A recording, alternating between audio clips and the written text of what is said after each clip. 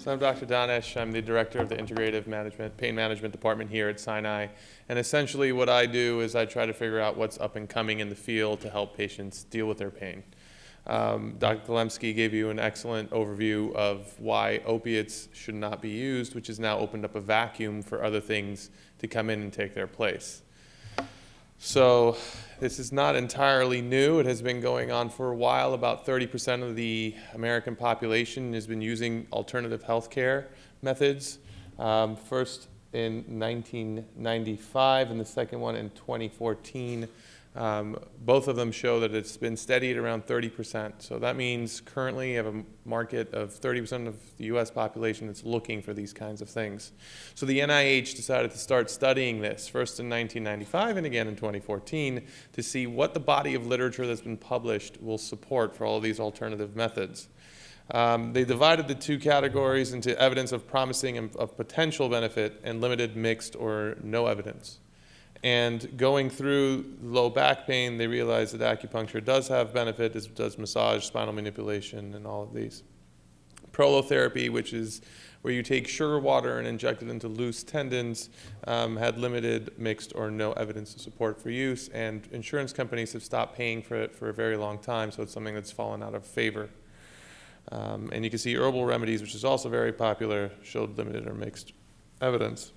For arthritis, of all of these studies and different types of methods that are available, the studies recommended acupuncture, and nothing else.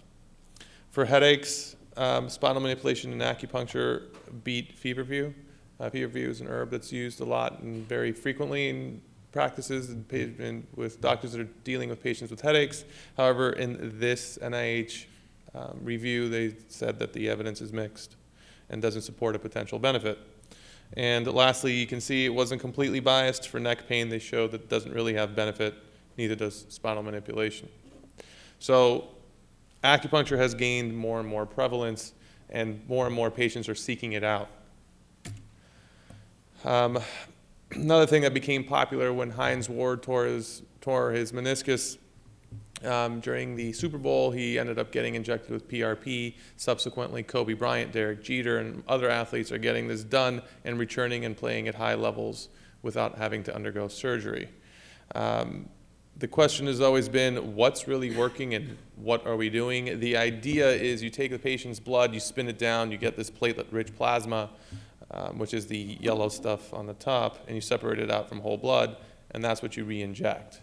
The idea had been that the platelets are what are creating a lattice framework for regeneration of muscle, tendon, and soft tissues that are torn. However, we're finding that there's also a lot of growth factors that are given, and it's probably the growth factors that are doing the trick.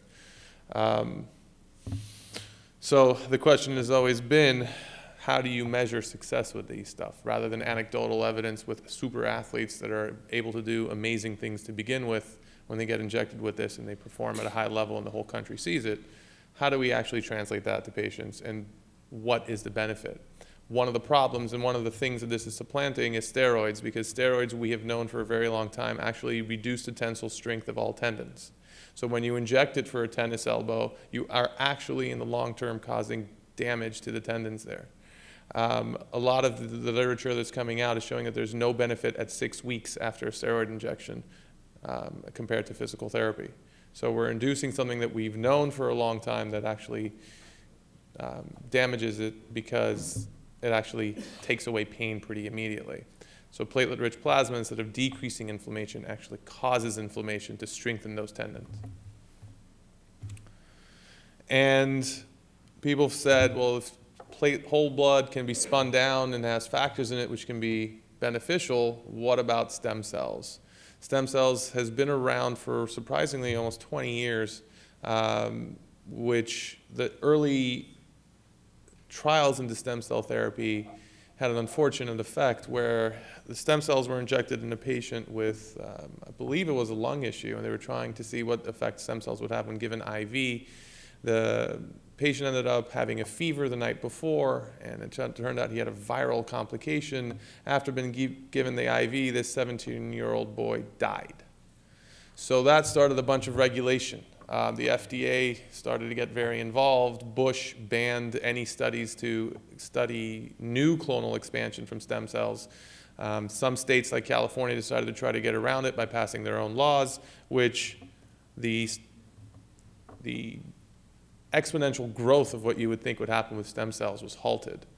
Again, here is if, for example, you have a torn rotator cuff, if you have a torn labrum in your hip, if you have a torn meniscus or an ACL, take actual stem cells, which can turn into anything, and they will actually regenerate whatever is torn.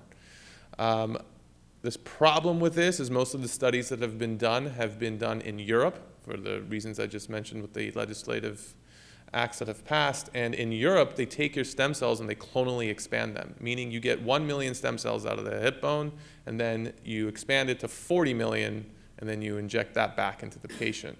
In the United States, we are not able to do this. However, again, given the fact that patients are hearing about it and they're wanting it done, essentially what you do is a bone marrow aspiration. You extract those stem cells, you spin it down. On average, depending on the age of the patient, you're getting between 20 and 40 million cells, which again in Europe are expanded. So the question arises, is it the actual stem cell that's doing it, or again, are we dealing with growth factors that are causing the benefit and regeneration that is occurring? So ultimately this leads to how do you measure these and for them to be adopted both by insurance companies and patients, and that's one of the challenges. So it's not just that their pain scale was reduced, it's how much further are they able to walk? How much longer or better are they able to sleep? What are they able to do now that they weren't able to do? Are they playing with their grandchildren more? Are they throwing a football more or playing catch with their kids? So that's what's out there. Thank you.